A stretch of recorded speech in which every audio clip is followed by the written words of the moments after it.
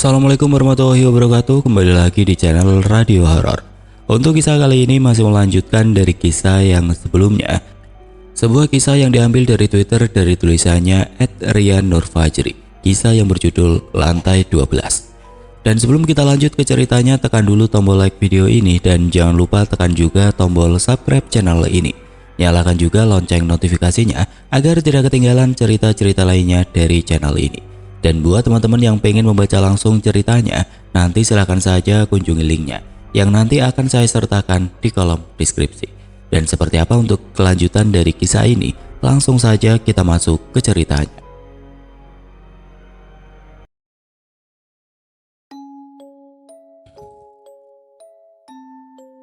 Hari ini adalah hari Sabtu. Layaknya perkantoran lain, ini adalah hari di mana semua karyawan libur. Mungkin hanya sebagian orang tertentu yang masuk di hari ini, termasuk saya. Bisa dibilang, gaji untuk menjadi penjaga malam di kantor ini cukup besar, bahkan melebihi UMR Jakarta. Kok bisa? Dilihat dari resikonya, saya rasa hal yang wajar bila kami semua digaji besar. Setiap seminggu sekali kita dapat giliran buat jaga Sabtu dan Minggu.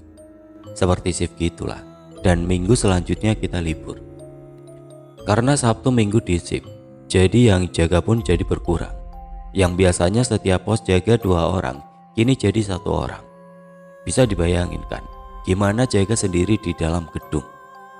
Jujur saya tidak tahu apakah ini sebuah keberuntungan atau bukan. Tapi hari Sabtu inilah dimana hari yang cukup bersejarah untuk saya. Oh tidak, untuk kantor ini lebih tepatnya. Kenapa? Karena seperti yang saya bilang sebelumnya, akan ada teman Pak Alwi yang datang untuk membantu kita di sini, membantu untuk mengusir mereka yang usilnya setengah mati. Ini akan seru dan yang pasti akan buat kalian penasaran. Malam ini hanya 3 orang yang berjaga. Saya, Pak Alwi dan Cang Musli. Untuk posisi jaga, kalian pasti bisa nebak kalau saya yang pasti jaga di luar dan Pak Alwi yang jaga di dalam. Pak Alwi sudah pasti akan jaga di dalam. Sekarang tinggal saya dan Cang Musli yang harus pilih pos depan atau belakang. Pos belakang adalah salah satu tempat yang saya hindari karena mereka cukup intensif nampakin dirinya di sana. Pimpal Afif biar adil. Ya elah, macam bocah baik. Yaudah yuk. Well, di luar dugaan, saya yang kalah dan harus jaga di pos belakang. Belum jalan ke sana saja saya udah ngerasa merinding setengah mati. Hati-hati ya. Itu lo Macang, nakutin. Ini merinding udah sampai ke bulu kaki Cang. Cang Musli emang ngeselin, sama kayak mukanya. Terpaksa saya harus ke sana, siapin mental, tapi percuma rasanya. Sekarang kita udah di pos masing-masing. Oh ya, Pak Alwi juga pesan ke kita, kalau ada orang yang datang nyari dia, langsung suruh masuk saja katanya. Yang ngeselin, kita nggak tahu itu gimana bentuk orangnya. Nanti kalau tahu-taunya itu maling gimana? Kelar kita bisa di BAP sama polisi. Bodoh ah, ngarep itu orang, kagak lewat belakang aja. Sebenarnya nggak mungkin sih dia bakal lewat sini, karena pos belakang itu cuma jalan setapak saja. Saya lihat jam, baru jam 8:30. Lamanya waktu ini pengen cepet-cepet pagi, biar nggak merinding terus. Karena gabut, saya mainin game aja di HP biar nggak suntuk. Tapi nggak lama ada bunyi yang bikin saya kesel. Suara itu sumbernya dari hati. Ada yang mau ngomong tapi nggak jadi. Kesannya jadi kayak iseng gitu kan. Awalnya saya cuekin aja, bodo amat ya. Tapi malah jadi keterusan. Kesel lah saya, lama-lama dengernya. Saya ambil aja itu HT terus teriak. Bisa diem kagak? Nggak tahu orang lagi merinding di belakang apa? Brengsek. Nggak ada balasan lagi, hening. Tiba-tiba mata saya langsung tertuju ke HT itu. Seketika bulu merinding, nggak karuan. Dengar suara cekikikan itu. Percaya atau tidak, setelah suara cekikikan itu, suasana di pos jaga saya berubah. Panas dan rasanya seperti mistis. Jantung pun mulai berdebar nggak karuan dan saya pun sudah mulai sedikit gelisah. Tolong ya, baru jam segini udah sengaja. Itu bukan menantang, tapi itu salah satu cara saya buat nguatin diri saya sendiri agar tidak ketakutan. Ya walaupun sebenarnya takut juga. Lu ngapain sih Vi teriak-teriak di HT? Berisik tau nggak? Tiba-tiba Pak Alwi menegur saya. Nggak gitu Pak, tadi siapa yang iseng mainin HT pakai ketawa ala Mbak Kunti gitu? Gak ada yang iseng Vi, mesti lu diem baik, ngomong apa? Iya Pak, gua kagak iseng juga. Bisa ditebak seketika saya kembali terdiam. Lalu siapa tadi yang ketawa lucu di HT itu? Ah sudahlah, harusnya saya paham kalau kita pasti diisengin sama mereka. Cuma sayanya saja yang gampang parnoan. Baca-baca Vi, saran Pak Alwi. Iya Pak. Saya coba diam sejenak, coba nenangin diri, walaupun keringet udah mulai memenuhi dahi saya. Jam menunjukkan pukul 10 malam. Sebenarnya saya penasaran teman Pak Alwi itu akan datang jam berapa, karena ini udah makin malam. Cek Pak Alwi, kapan datang teman Bapak? Tidak ada jawaban dari Pak Alwi. Ya sudah, saya lanjut nonton TV saja. 10 menit kemudian ada suara dari HT, yaitu dari Pak Alwi. Wih, ke dalam sini. Tapi saya ngerasa ada yang aneh. Suara itu emang suara Pak Alwi, tapi saya merasa sedikit berbeda. Suara ini agak sedikit lirik. Ngapain Pak? Saya tunggu dan gak ada balasan lagi. Saya pun jadi khawatir, takut ada apa-apa dengan Pak Alwi di dalam. Dengan rasa malas saya bangkit dan berjalan menuju ke dalam lewat pintu masuk belakang. Masuk ke dalam kantor lewat pintu belakang ini, kita harus lewatin lorong juga dan akan lewatin dapur kantor. Lalu akan tembus ke pos jaga depan lift. Saya buka pintu kaca.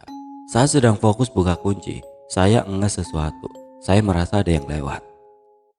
Walau saya tidak lihat ke depan, tapi kesadaran saya yang seperti melihatnya. Saya merasa ada satu bayangan yang lewat dengan cepat. Di situ pun saya langsung kaget dan setelah lihat ke depan tidak ada apa-apa. Saya cuma bisa geleng-geleng kepala saja. Emang makhluk-makhluk di sini udah sangat keterlaluan. Setelah pintu terbuka, saya langsung masuk dan berjalan menuju pos jaga Pak Alwi yang di depan lift. Pak, kenapa Pak? Sengaja saya teriak saat lewatin lorong agar tidak takut dan tidak hening juga. Tapi tetap saja merinding rasanya. Sialnya, gak ada jawaban juga dari Pak Alwi. Kemana deh ini aki-aki? Ucap saya dalam hati. Saat saya sampai di meja jaganya, ternyata Pak Alwi tidak ada di tempatnya. Saya pun bingung kemana ini dia. Saya pun ambil HT di kantong celana belakang, coba pantau keberadaan Pak Alwi. Monitor Pak Alwi, Bapak di mana? Dan di situ pun saya kaget bukan main. Kenapa? Karena ternyata HT Pak Alwi ada di mejanya dan tidak dibawa oleh dia. Terus tadi siapa yang nyuruh saya masuk? Pantas saja saya ngerasa aneh dengan suaranya. Di situ pun badan saya langsung merasa lemas selemas-lemesnya. Saya pun duduk di meja jaga Pak Alwi. Saya lihat sekitar, gelap, sepi, gak ada suara sama sekali. Sepertinya Pak Alwi sedang cek lantai atas. Karena tidak ada apa-apa, saya pun balik kembali ke pos jaga dengan sedikit kesal. Karena udah diisengin lagi sama mereka. Saat saya berjalan ke arah pintu belakang, langkah saya terhenti di depan dapur kantor. Bukan tanpa sebab, bukan cari-cari masalah, tapi karena samar-samar saya mendengar suara gelas yang berbenturan dengan sendok. Lebih tepatnya, seperti ada yang sedang mengaduk sesuatu. Jujur saya takut, tapi saya pun penasaran, sangat penasaran. Yang bikin saya takut dan merinding adalah lampu dapur tersebut dalam keadaan mati dan posisi pintu dalam keadaan sedikit terbuka. Dalam hati mulai gelisah, saya mau lihat tapi saya takut. Pada akhirnya, kembali rasa penasaran saya yang menang, walaupun selalu merugikan saya sendiri. Perlahan saya berjalan ke arah pintu dapur. Suara itu masih ada, terdengar samar-samar.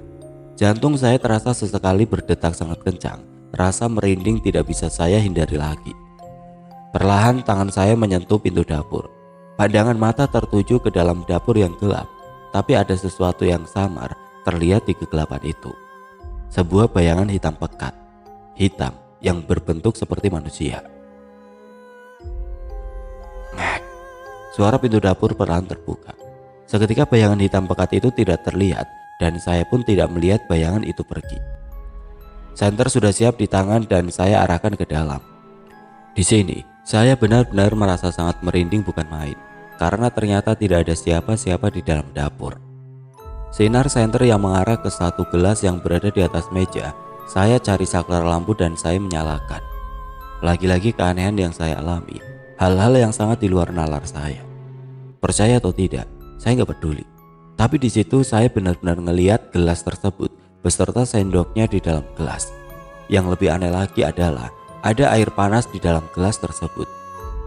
Ya Allah, kenapa sih? Kalian iseng amat. Logika saja, di dalam dapur nggak ada siapa-siapa. Terus gimana ceritanya ini gelas berisi sama air panas? Saya nggak mau lama-lama di situ.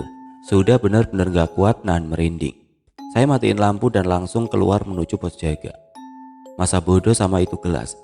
Dipikirin pun saya nggak akan nemu jawabannya. Sesampainya di pos, saya langsung duduk dan ambil nafas dalam-dalam. Ini kantor lama-lama berasa kayak kuburan. Minum air putih dulu biar tenang, tapi tetap saja kepikiran sama gelas itu. Kalian tahu, jaga di sini itu serba salah. Hening salah dan digangguin salah. Karena sampai pukul 11 belum ada satupun gangguan yang berbentuk secara fisik dari mereka. Lega, tapi ada sedikit curiga juga. Tapi ternyata apa yang dipikirkan saya itu salah besar. Saat sedang asik nonton TV, tiba-tiba terdengar suara ledakan yang sangat besar dari arah atas gedung kantor. Siapa yang tidak kaget dengar suara ledakan malam-malam? Saya pun berpikir takutnya gas yang meledak dari arah dalam kantor lantai atas. Saya pun langsung berlari keluar pos setelah mendengar suara ledakan itu. Tapi saya berani sumpah, gak ada asap sama sekali. Tapi yang saya lihat adalah sosok yang sangat mengerikan. Saat saya melihat ke atas, ada sosok yang berdiri di sudut gedung paling atas. Sosok besar yang tidak masuk akal. Dengan gedung setinggi itu, entah kenapa saya lihat dengan jelas sosok tersebut saking besarnya. Hitam dan matanya berwarna merah terang, seakan sedang menatap saya. Gak pakai lama saya pun langsung kembali masuk ke dalam pos, karena benar-benar bikin jantung mau copot rasanya melihat sosok itu. Pak Alwi, monitor pak. Kenapa si V teriak-teriak mulu? Ya Allah, dari tadi kemana saja pak? Saya dari tadi di meja jaga. Gak lucu pak, sumpah. Gak lucu apa sih Vi? Gue dari maghrib sampai sekarang di sini terus. Saya pun kembali merasa aneh. Jelas-jelas tadi saya ke dalam dan gak ada dia di mejanya. Pak, tadi saya ke dalam tapi bapak gak ada. Jangan nangkutin lah pak. Ya ampun Vi, berani sumpah gue gak kemana-mana. Cek ke atas saja enggak. Saya gak jawab. Saya cuma bisa diam karena ini semua gak masuk di akal. Lu tadi ngapain ke dalam? Kesini diem saja. Diajak ngomong kagak jawab-jawab. Terus langsung pergi gitu aja. Ah, kapan bapak ngajak saya ngomong pak? Jelas-jelas cuma ada hati bapak aja di meja. Dalam pikiran saya itu ada apaan sih dengan kantor ini? Saya coba lupain keanehan itu. Saya langsung alihkan ke kejadian ledakan tadi. Pak, tadi saya dengar ada yang meledak dari arah atas kantor. Habis itu saya juga ngeliat dedemit serem banget pak. Udah biarin aja, nanti juga lu tahu. Tahu maksudnya? Heran, nggak manusia, nggak dedemitnya, suka banget bikin orang penasaran dan bertanya-tanya. Ada apa sih pak? Penasaran saya. Udah jangan rewel lu ah, nanti juga lu tahu. Selang 1 jam kemudian Cang Musli kontak Pak Alwi lewat HT. Pak, monitor, ini ada temennya baru datang. Suruh masuk saja ke dalam. Cang Musli langsung mengantar temannya Pak Alwi tanpa basa-basi. Saya pun turut ke dalam juga karena penasaran seperti apa bentuk temannya itu. Pos pun saya tinggal. Bukan cuma karena kepo, tapi karena udah emosi saja selalu dikerjain sama dedemit. Loh, lu ngapain kesini kadal? Tanya Cang Musli. Ya elah Cang, kepo saya juga pengen tahu ada apaan sih di kantor ini. Cang Musli tidak menjawab. Rasa penasaran sama seperti saya. Setelah saya lihat temannya Pak Alwi, kaget sih dan gak nyangka. Ternyata dia masih muda, bahkan lebih muda dari saya. Tapi ilmunya itu jangan ditanya. Jadi gimana? Bisa lu bersihin ini kantor? Bisa, tapi saya butuh bantuan dari kalian. Semua langsung seketika terdiam, ragu antara mau atau tidak. Bantu gimana bang maksudnya? Saya pun penasaran. Bantu doa saja, ini udah bukan permasalahan sepele lagi soalnya. Maksudnya? Belum selesai menjelaskan tiba-tiba kembali ada suara ledakan dari arah luar. Kami pun langsung bergegas keluar. Saya dan Cang Musli sibuk mencari-cari sumber suaranya, dan sementara Pak Alwi dan temannya terfokus ke arah atas gedung kantor. Kalian nyari apaan? Sumber suaranya, Pak. No, di atas. Gak bisa lihat, pakai mata biasa tong. Walah, pantes.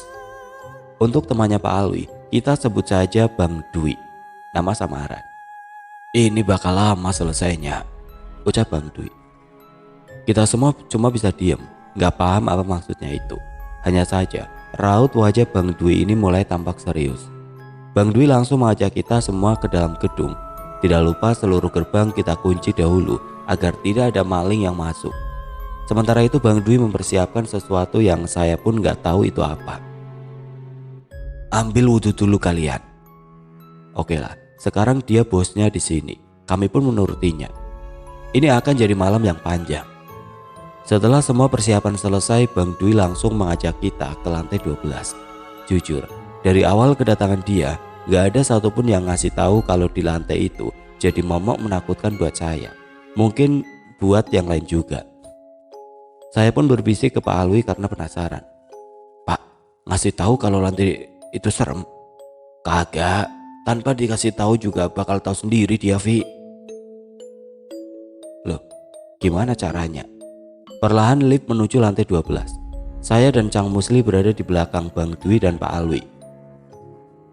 Salah satu dedengkotnya di lantai ini nih, jelas Bang Dwi. Saya langsung lihat nomor lantai lift. Lantai 10. Ya, saya pernah kesana iseng di lantai itu. Ngelihat Bang Dwi rasanya kok keren ya. Bisa tahu gitu tanpa ngelihat. Rasanya dengan kedatangan dia itu seperti pahlawan yang kami tunggu-tunggu. Pintu lift perlahan terbuka. Baru mau melangkah, Bang Dwi langsung menahan kita semua. Sebentar ya, jangan keluar dulu. Vi, tahan tombol pintunya. Ya elah Pak, pegel kali kalau lama-lama. Rewel lu ya. Terpaksa nurutin Pak Alwi. Kenapa nggak Cang Musli saja sih yang disuruh? Ada sekitar 5 menit kita nunggu. Akhirnya boleh juga keluar. Pegel ini jari nahan tombol. Sini, ke tengah semua. Kita duduk membentuk sebuah lingkaran. Saya nggak tahu mau apa, tapi ya nurut saja. Ini kertas udah saya siapin. Dibaca ya sekarang. Saya lihat tulisan Arab. Bisa baca, Cang? Bisik saya ke Cang Musli. Kagak, muka doang alim. Saya pun memberitahu dia cara bacanya dan saya suruh apalkan. Udah, baca semuanya. Kami pun serempak menjawabnya dan mulai. Jangan ada yang kabur.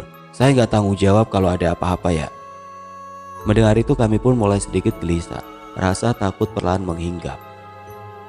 Saya lihat ekspresi wajah Cang Musli mulai menunjukkan kegelisahannya.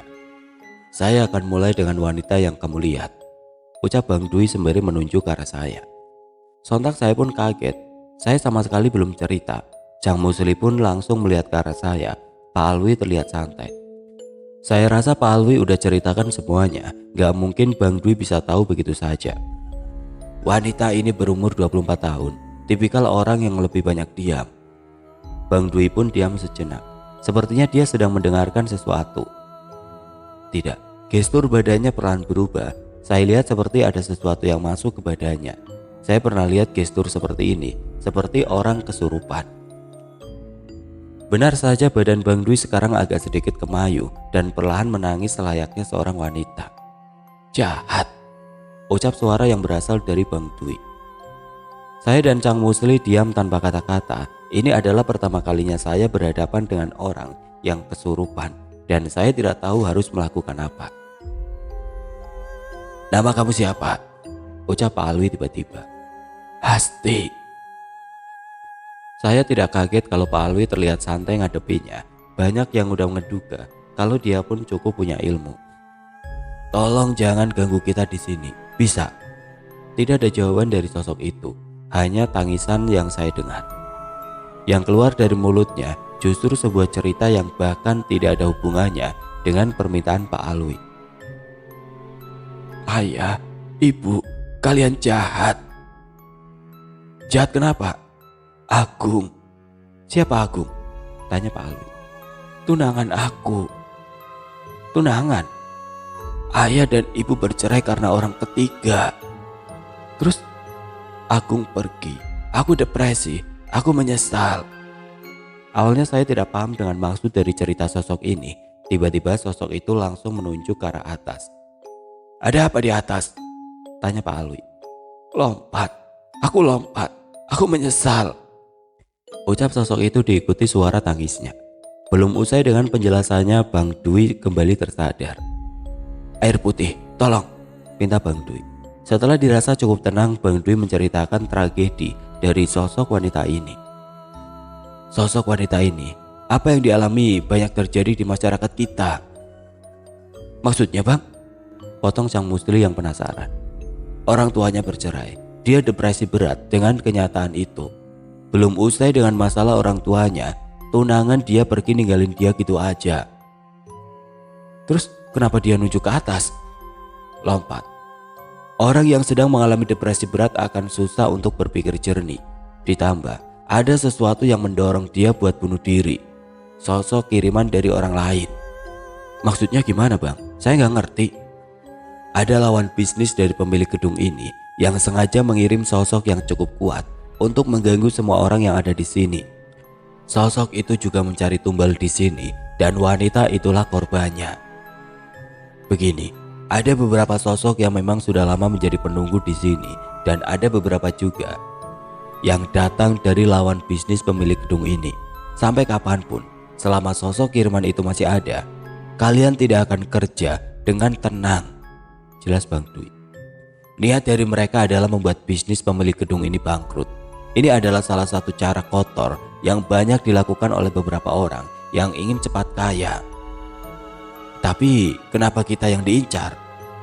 Tanya Cang Muslim. Menurut kalian, apakah kita bisa kerja dengan tenang kalau kalian dapat gangguan? Pekerjaan kalian pun pasti akan terganggu karena hal ini. Sosok kiriman ini tidak hanya mengganggu di malam hari, tapi di siang hari pun mereka cukup aktif. Banyak karyawan yang resign karena hal yang tidak masuk akal kan, Palwi? Tanya Bang Dwi. Pandangan saya pun langsung mengarah ke arah dia. Menurut Pak Aldo iya. Saya yang dulu sempat berjaga di siang hari, kenapa tidak tahu ya Pak? Karena tidak semua hal lu harus tahu, Vi. Ada saatnya lu harus tutupi buat kebaikan semuanya, balas Pak Alwi. Seserem itukah dunia bisnis? Sekejam itukah? Saat kami sedang asik membahas sosok wanita ini, tiba-tiba ada suara ledakan dari arah dalam sebuah ruangan yang tidak jauh dari tempat kita duduk. Kami pun kaget mendengarnya, bertanya-tanya suara ledakan apa itu. Ada yang tidak senang saya di sini. Tutup mata kalian semua, baca doa yang saya kasih. Saya pun langsung memejamkan mata dan membaca doa sekuat-kuatnya. Jujur saya takut, tapi biarlah, ini jadi pengalaman saya. Saya tidak tahu apa yang terjadi saat saya menutup mata. Mungkin hampir 15 menit lamanya, tiba-tiba ada suara seperti orang yang terjatuh di lantai. Saya penasaran dan membuka mata mencari sumber suara itu. Saya lihat sekitar, ternyata tinggal saya sendiri di sini. Kemana Pak Alwi dan Bang Dwi? Cang Musli pun tidak ada. Panik, bukan main. Siapa yang tidak takut sendirian di saat seperti ini? Saya menoleh ke arah belakang. Terlihat tubuh yang sedang terkapar. Cang Musli, ucap saya dalam hati. Saya mau bangkit tapi takut. Teringat pesan Bang Dwi kalau kabur, dia tidak akan tanggung jawab kalau terjadi apa-apa. Saya hanya bisa diam. Keringat mulai membasahi tubuh saya. Saya kembali memejamkan mata. Bukan tidak mau menolong Cang Musli, tapi saya pun harus mementingkan keselamatan diri saya sendiri. Maaf Cang. Hampir 10 menit saya diam. Saat menutup mata terdengar suara tawa khas Mbak Kun yang sangat memekik di telinga. Jujur saya tidak kuat. Saya takut saat membuka mata dan ternyata sosok itu ada di depan saya. Wei, lempar air putih. Tiba-tiba terdengar teriakan dari arah depan. Saya buka mata. Ternyata Pak Alwi sedang membopong tubuh Bang Dwi yang terlihat sangat lemas. Saya pun langsung melempar air putih ke arahnya. Duduk sini Wi, ucap Pak Alwi. Saya melihat ada darah segar keluar dari hidungnya. Tangannya terlihat memegangi perut dia. Kenapa Bang Dwi Pak? Saya pun penasaran. Gak apa-apa, nanti saja ceritanya. Untuk sementara suasana hening. Tidak ada kata-kata yang keluar dari kita semua. Teman Bapak, Tolongin teman bapak itu, ucap Bang Dwi sembari menunjuk ke arah Cang Musli. Saya pun langsung berinisiatif menarik tubuh Cang Musli. Setelah merasa tubuhnya cukup segar, Bang Dwi berusaha menyadarkan Cang Musli yang terlihat pingsan. Ini akibatnya kalau keluar dari pagar gaib yang saya buat. Posisi kita sedang dikepung oleh banyak sosok. Apa udah selesai bang? Tanya saya penasaran. Belum, saya tidak bisa ngelawannya. Sosok kiriman ini terlalu kuat. Tidak lama Bang Dwi langsung meminta kita semua untuk turun. Menurut dia, suasana makin tidak terkendali dan nyawa jadi taruhannya. Saat kita semua sudah masuk ke dalam lift, dengan jelas saya melihat sebuah bola api di ujung lorong. Ini pertama kalinya saya melihat dengan jelas. Bang, ucap saya sembari menunjuk ke arah bola api itu. Biarin aja. Akhirnya sampailah kita di lantai dasar. Kita semua langsung mengarah keluar gedung dan duduk di teras depan. Cang Musli belum juga tersadar dari pingsannya. Teman kamu ini kena serangan energi. Untungnya nggak fatal. Di saat Bang Dwi coba keluarin energi negatif dari tubuh Cang Musli, saya mendapatkan sebuah serangan dari mereka. Saat saya sedang duduk memegangi tubuh Cang Musli, tiba-tiba saya merasakan sebuah pukulan yang sangat keras di area punggung hingga leher. Rasanya sakit, sangat sakit, panas, hingga membuat saya mual luar biasa. Tidak lama pandangan saya kabur dan menghitam. Saya tidak bisa lupakan rasa sakit yang luar biasa itu. Ya, saya kembali pingsan, lagi dan lagi. Tapi kali ini tidak bisa saya tolerir. Ini sudah sangat mengancam keselamatan saya. Untung saja di situ ada Bang Dwi dan Pak Alwi. Kalau tidak, mungkin saya sudah mati. Tahu berapa lama saya pingsan? 1 hari. Enggak masuk akal. Memang, saya pun tidak bisa mengerti kenapa bisa selama itu saya pingsan. Saat saya sadar pun saya sedang berada di rumah, tepatnya di kamar saya sendiri. Di samping saya ada emak yang sedang duduk dan terlihat matanya yang sembab. Sepertinya habis menangis. Lo keluar aja ya dari itu kantor, cari tempat lain Vi. Emak gak tega lihat lo gini terus. Tapi mak, cari kerjaan susah. Lo dengerin emak Vi, nyawa lo lebih penting. Kita masih bisa hidup dari dagangan emak. Siapa yang tega melihat ibu sendiri seperti itu? Saat bangun pun, saya merasa punggung dan leher sakit. Rasanya seperti habis dipukul dengan sebuah balok yang keras. Mak, punggung sama leher Alfi sakit banget ini. Lu mau lihat Vi? Emak pun langsung mengambil sebuah kaca dan menyuruh saya untuk membuka baju. Nih, lu lihat. Ini alasan ngapa emak gak mau lu lanjut kerja di situ. Saya pun penasaran dan langsung mengarahkan punggung ke arah kaca. Kaget bukan main dengan apa yang saya lihat. Punggung hingga leher saya terlihat lebam. Pantas saja rasanya sakit luar biasa. Gimana bisa sampai lebam seperti ini? Yang nganter Alfi kemarin siapa mak? Pak Alwi Vi. Udah lo istirahat aja sekarang ya. Permintaan emak saya pertimbangkan. Ada benarnya juga dengan apa yang emak bilang itu. 2 hari berada di rumah tidak enak rasanya, hanya bisa bantu-bantu emak dengan dagangannya di depan rumah. Tiba-tiba adik saya menghampiri. Bang, ada telepon no, berisik banget HP-nya. Siapa yang nelpon? Ah udah. Saya langsung masuk ke dalam untuk melihat siapa yang menelpon. Pak Alwi? Ucap saya dalam hati. Saya penasaran, ada apa dia nelpon siang-siang gini. Halo pak. Vi, di rumah kan? Gue sama Dwi lagi jalan ke rumah lu. Oh oke pak, saya tunggu. 10 menit lagi sampai nih. Iya pak. Kebetulan banget sebenarnya. Saya kepo ada apa kemarin itu. Akhirnya sampailah Pak Alwi dan Bang Dwi di rumah saya. Masuk kak, saya bikin teh dulu. Banyak pertanyaan yang mau saya tanyakan, termasuk luka lebam yang ada di punggung saya. Tehnya pak. Oh ya, gimana kondisi lu? Enakan? Ya lumayan pak, cuma punggung masih sakit ini. Jelas lah, lu kena serangan energi negatif, apalagi gak ada perlindungan. Saya diam, tidak mengerti apa maksud Pak Alwi. Jadi gini Mas Alfi, kemarin saat kita lagi berusaha sadarin Mas Musli, saya nggak nyangka kalau ada satu sosok yang ikutin kita sampai bawah. Sosok itu yang sulit buat dikalahin. Potong Bang Dwi. Sekuat itukah sosoknya? Menurut Bang Dwi, orang yang ada di belakang sosok itu bukan orang biasa. Ilmunya pun udah tingkatan tinggi. Dan juga banyak sekali kiriman dari orang yang jadi lawan bisnis pemilik kantor ada juga yang tidak suka dengan kesuksesannya. Mereka ngelakuin berbagai cara agar pemilik kantor ini jatuh bangkrut dan bisnisnya rugi. Tapi sulitnya menggapai pemilik kantor ini sehingga kamilah yang sebagai karyawan yang jadi sasarannya. Pemilik kantor ini adalah salah satu orang yang bermain cukup kotor juga. Jadi gak aneh kalau banyak yang tidak suka sama dia. Tipikal orang yang seenaknya juga dengan siapa saja, hingga banyak yang gak suka sama dia. Begitulah penyebabnya kenapa kantor ini gak bisa tenang. Selalu ada saja gangguan yang dialami. Saya mau resign aja Pak. Pak Alwi terdiam, begitu juga dengan Bang Dwi. Bukan lu doang, gue juga. Saya kaget karena Pak Alwi sudah lama di kantor tersebut, tapi kenapa baru mau resign sekarang? Emak saya ngelarang buat lanjut di kantor itu Pak. Pak Alwi hanya bisa mengangguk saja. Banyak yang kita bicarakan saat itu, namun intinya ada beberapa penjaga yang mau resign setelah kejadian malam itu. Saya hanya bisa menebak kenapa Pak Alwi mau resign juga. Mungkin merasa hal yang sama seperti saya, yaitu takut nyawanya terancam. Saat cerita ini dibuat, Alfi sudah resign dari kantor itu. Begitu juga dengan Pak Alwi.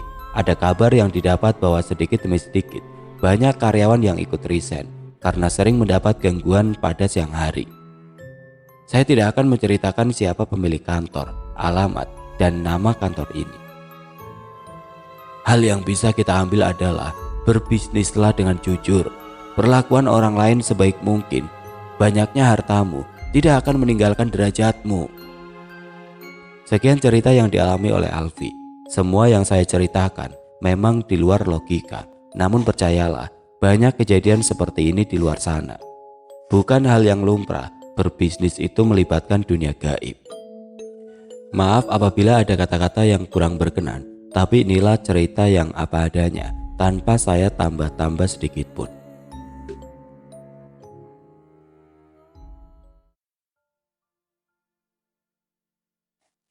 Oke teman-teman, sekian untuk kisah kali ini. Bagaimana menurut kalian tentang kisah ini? Tulis komentar kalian di kolom komentar. Dan semoga apa yang sudah saya bagikan dalam kisah ini dapat dijadikan pembelajaran untuk kita semua. Dan buat teman-teman yang baru bergabung, jangan lupa untuk like, komen, share, serta subscribe channel ini. Dan nantikan kisah-kisah horor berikutnya tetap di channel Radio Horor.